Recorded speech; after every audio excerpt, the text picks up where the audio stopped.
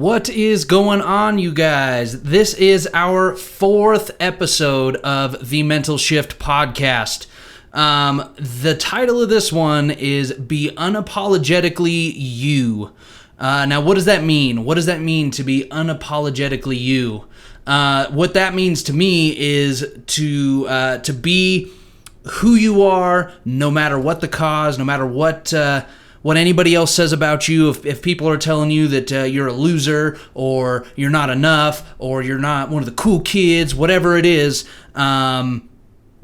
screw them, for lack of a better term or phrase or whatever you want to call it. But kick those people to the curb. Being you is what makes you great. There's no doubt about that at all. When you are unapologetically you, and you are yourself 100% of the time, you're not trying to be anybody that you're not. When you're showing your true colors, you should never be afraid to show your true colors. When you're that person, you shine. That is when you thrive. When you let go of everything that it means to be socially accepted, and I'm going to fit in with all my friends, or I'm going to fit in with this the majority. When you let go of that thought, that need, that is when you thrive. I can tell you that as you take these steps and you move higher and higher up this ladder of your dream, it starts to get more lonely. I'm not saying that you're going to be just completely alone in this, but you'll see that the friends will, or what you would call a friend. I'm doing the quotations on for those of you watching YouTube. When your friends start to fall off, you're losing count of your friends. You might have had 100 friends at one point, and now you might only have 80 or 50 or 20 or 10 as you make these steps. And so it does get a little bit more lonely as you grow up your ladder. And so it's going to seem like it sucks at first, but once you realize the true value of those 10 friends, the 20 friends, the 5 friends that you have that are by your side, that alone, I feel, will justify what it means to be unapologetically you. And you're everything about you is unique. Your fingerprints are exclusive to you. Nobody has a fingerprint like you. Your DNA is exclusive to you. Obviously there's similarities between you and your family. Your mom, your dad, your brother, your sister, your grandparents, all the way up the chain. There's similarities. That's how you're related. That's how we know where you came from. But ultimately, your DNA is your DNA. Your personality, that is your personality. When you go and try and change these things and jerk the steering wheel and force who you're going to be, it usually doesn't end the way that you would hope. Your personality, DNA, fingerprints, everything that makes you is what makes you special, what makes you unique. You were born to be this person, and so you need to move forward 100% unapologetically. Give yourself permission to be you. Don't worry about conforming and living to other people's standards. If people believe that you need to be somebody different, then you should not be around those people. Embrace who you are, love who you are. I can't say it enough. You are a unique individual. You are this beautiful, amazing person, and when you let your true colors shine, people want to be around that stuff. And those who don't, they have some deeper issues themselves. It has nothing to do with you and who you are. People accept those who are themselves. And most importantly, don't ever apologize for who you are. If you ever are, it's the term "sorry, not sorry." That it could never be more true for being yourself. When you are yourself, and people say, oh, you're too bubbly, you're too energetic, you're too off the walls, you're too whatever it is, and they expect, they say it like it's a negative thing. I like I said, man, those people should not be in your life. They shouldn't be trying to tell you to be somebody that you're not. If you are a super bubbly, energetic person, great. Embrace it. Love that about you. People will try and tear you down. It's just what people do. Obviously, as you go up and you start to eliminate the weeds in your garden, you'll start to get the other people that are like-minded individuals, the people who are just like you, that are wanting to be, that are pursuing a higher quality of life, a person that is striving to be the best that they can be. Once you get above this standard, this level of mediocrity, for lack of a better term, it won't seem like there's as many people trying to tear you down, but there's always going to be the haters out there. Eliminate them from your life. Surround yourself with those who accept and support who you are regardless. I was typing some stuff earlier today, just kind of going over over some stuff that I call my non-negotiables, and one of the things in there that I put was to live my life unapologetically, and it really stuck with me because I feel that too many people are being told to be somebody that they're not, and I was one of those people early on in my life, all through elementary school, middle school, high school, even beyond high school. My early 20s, I was always trying to be somebody that I wasn't. I was thinking that I wasn't good enough. The reason that my life was so hard was because I'm this horrible individual and I'm not doing something right. Where I had eventually this realization that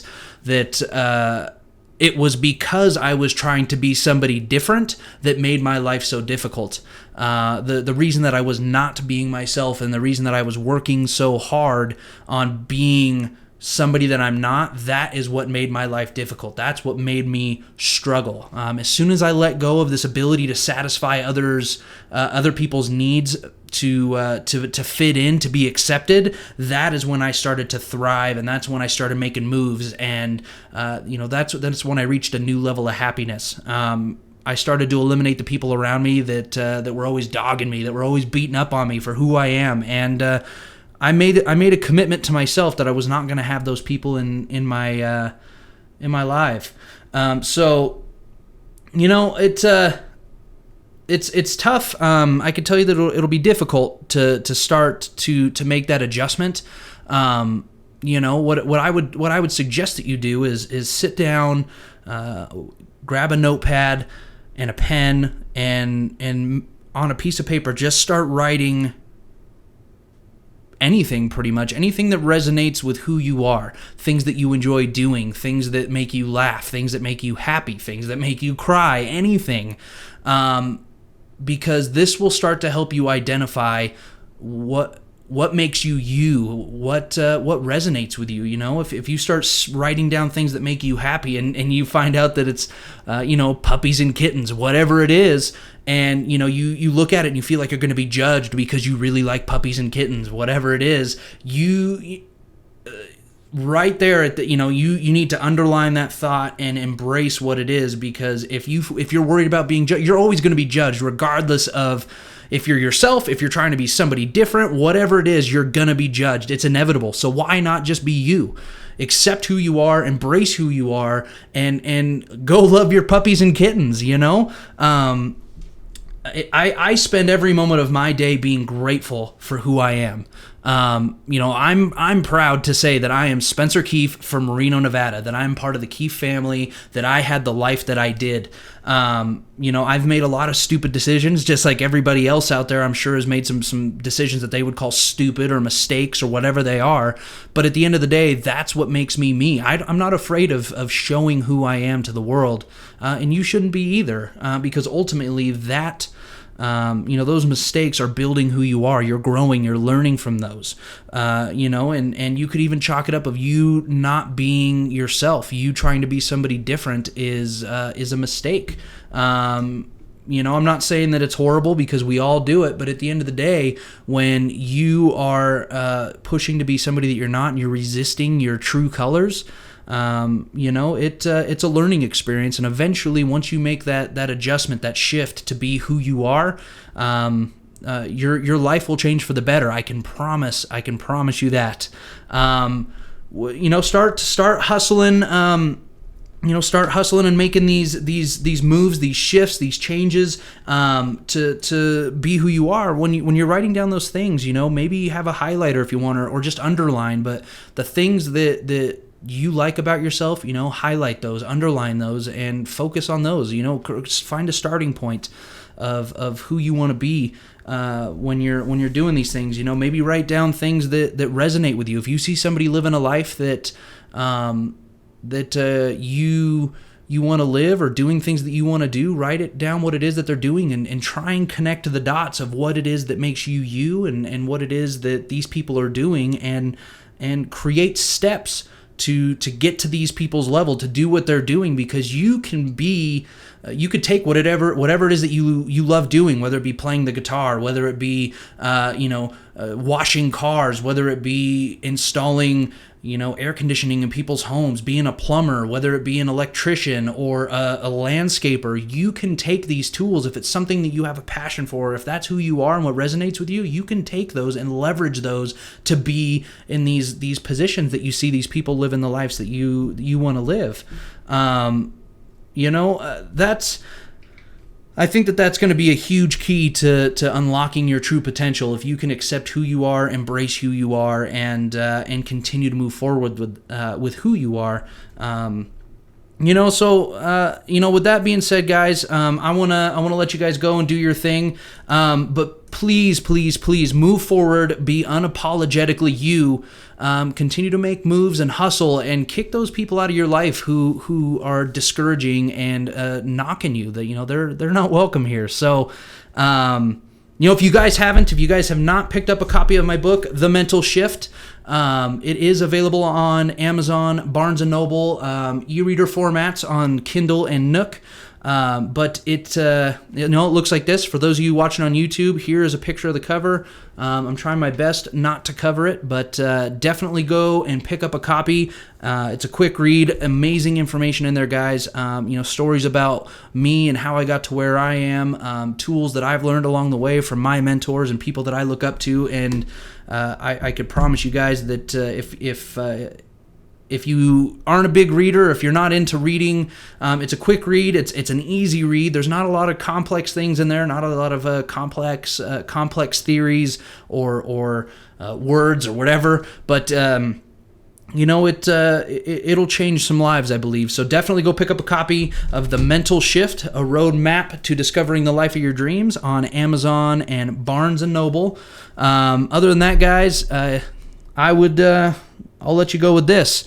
Have a great day. Be unapologetically you, and go out there, shift gears, and live the most positive, happy, and abundant life you possibly can. Have a great day, guys.